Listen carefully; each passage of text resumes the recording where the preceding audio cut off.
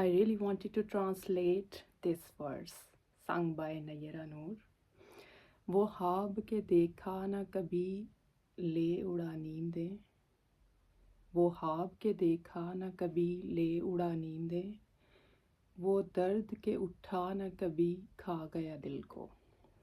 So poetry is always thought as a very emotional thing or related to emotions, but let me tell you one thing, that this verse is explaining a rational thought. There is a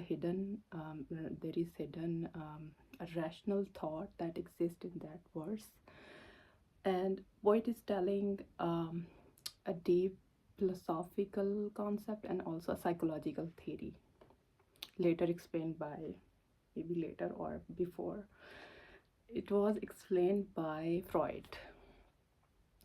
So the poet is saying that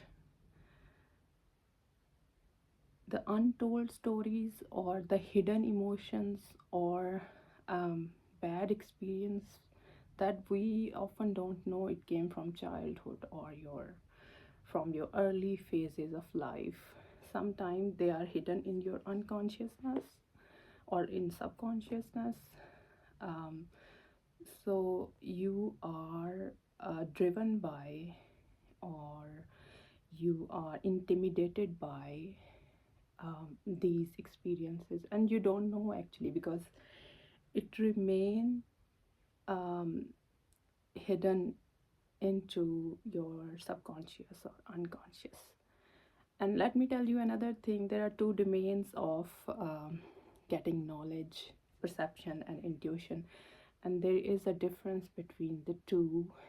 Freud is explaining the same theory by collecting data with the patient, and he has explained by getting the data over the years.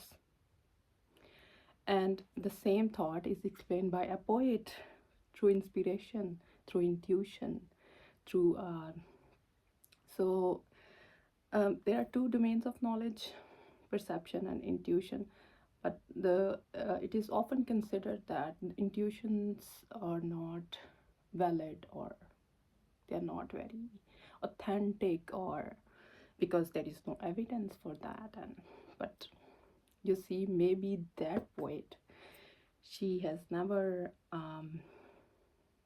read Freud's theory. Or there are several, if you see history of intuition and how poets, they write through inspiration. Or so I'm highlighting the point that intuition is also a very valid way of getting knowledge.